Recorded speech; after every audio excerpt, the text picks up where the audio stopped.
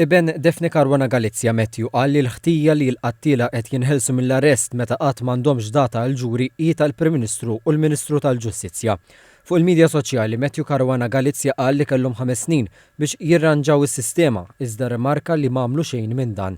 Wara l-fema li l-falliment wara ieħor mill-qrati juri biċ-ċar li huma qegħdin fuq in-naħa tal-kriminali u mhux man-nies komuni.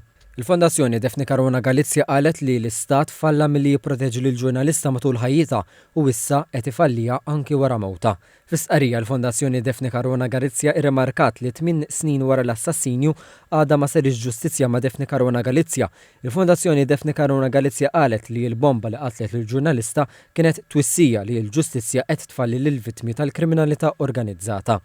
L-Aqda Repubblika sejħet bħala falliment tal-Istat Malti li aktar minn 5 snin wara l-arrest tiegħu qatt m'hemmx data għal ġuri ta' Jurgen Fenek li huwa akkużat brabta mal-qtil ta' Defni Caruana Galizia. Fis-sqarrija Repubblika esprimiet it-tħassib tagħha d-deċiżjoni għax qalet li dan wassal ukoll biex Jurgen Fenek m'għadux detenut sakemm jistenna li jgħaddi ġuri. Espremiet tama li dan li sejħet bħala falliment jinbidel minnu fih. Repubblika qalet li Malta teħtieġ ħaqqa il-ġustizzja.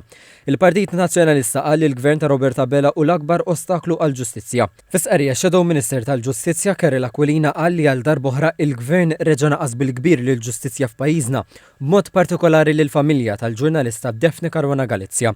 Skont id-Deputat Aquilina responsabilità ta' dak li ġara fil-qorti hi tal-Prim Ministru u l-Ministru tal-Ġustizzja li fi kliemu m'għamlu xejn biex din is-sitwazzjoni tiġi evitata. Dr. Aquilina qal li għall-Partit Nazzjonalista hu inaċċettabbli li l-qraba ta' vittmi ta' omiċidi u reati gravi oħra jgħaddu minn martirju wara ieħor biex jiksbu l-ġustizzja. Rimarka li l-Partit Nazzjonalista jemmen fil-prinċipju li d-dewmien fil-ġustizzja jċaħħad milli ssir ġustizzja. Il-Partit Nazzjonalista wiegħed li l-qraba kollha ta' vittmi ta' omiċidi u reati gravi li jekk jingħata l-fiduċja idaħħal ir-riformi meħtieġa biex jiżgura li l-ġustizzja f'pajjiżna ssir u ssir fil-ħin. B'reazzjoni l-Partit Laburista qal li l-Partit Nazzjonalista jikkonferma li għalih is-saltna ta' dritt tfisser li l-politiċi jindaħlu lill-qrati.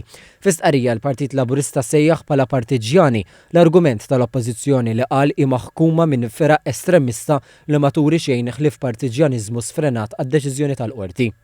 Il-Partit Laburista fakkar li Gvern Laburista wettaq riformi bla preċedent u se jkompli wettaq riformi favur it-tisħiħ fit-twettiq u r-rettezza tal-amministrazzjoni tal-ġustizzja li fost oħrajn seħħew l-indipendenza tal-qrati. Hawnhekk il-Partit Laburista qal li l-Gvern kompla jsaħħaħ l-għodot u riżorsi meħtieġa biex ħadd ma jaħrab minn idejn il-ġustizzja. Dwar li l-Partit Nazzjonalista jrid ikompli juża l-skop partiġjan, il-Partit Laburista qal li kull persuna implikata fil-qtil imsemmi qed jaffaċċja l-ġustizzja quddiem il-qrati jew ġie sentenzjat u weħel pena ta' priġunerija effettiva għad-delitt imwettaq.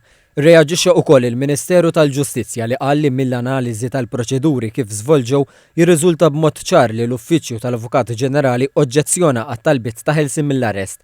Fis-sqarrija l-Ministeru tal-Ġustizzja qal li l-Qorti Kriminali fid-digritt tagħha waqt li rrikonoxxiet li l-oġġezzjonijiet tal-Avukat Ġenerali kienu ben fondati qalet li l-garanziji li ressaq l-akkużat kienu ferm sodi li jistgħu joffru lil qorti dak is-serħan il-moħħ li l-akkużat se jimxi mad-digritt tagħha.